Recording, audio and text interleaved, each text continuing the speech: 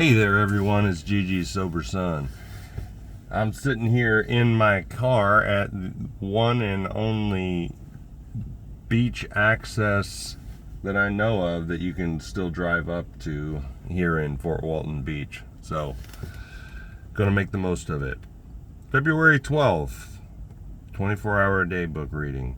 As we look back on all those troubles we used to have when we were drinking, the hospitals, the jails, we wonder how we could have wanted that kind of a life. As we look back on it now, we see our drinking life as it really was, and we're glad we're out of it. So after a few months in AA, we find that we can honestly say that we want something else more than drinking. We've learned by experience that a sober life is really enjoyable, and we wouldn't go back to the old drunken way of living for anything in the world. Do I want to keep sober a lot more than I want to get drunk?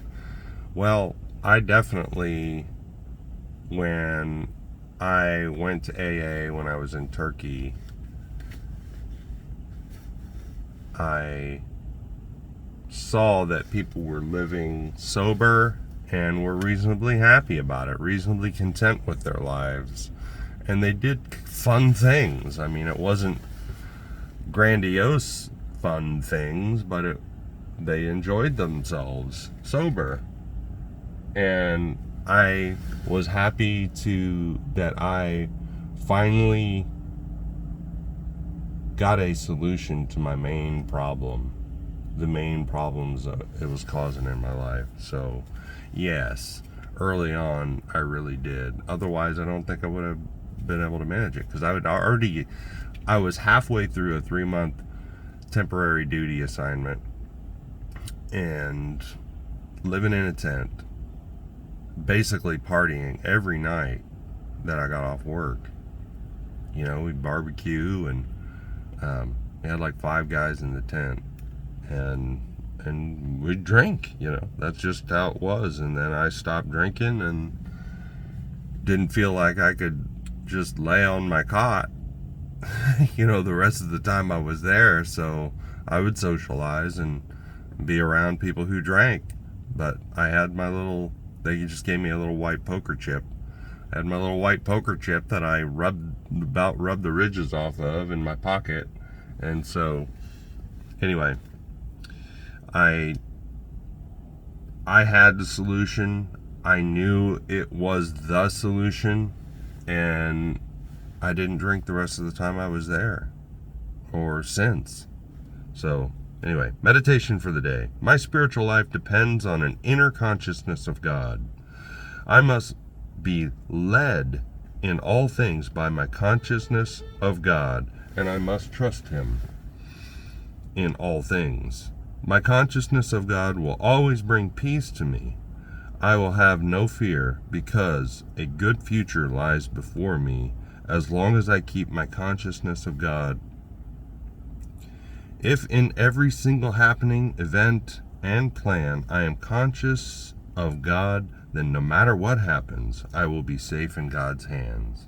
And I think that goes along with some Christian scripture that says that, you know,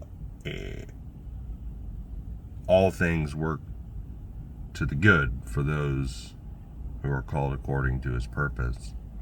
And I think anybody who's seeking God is called according to God's purpose. So, there you go.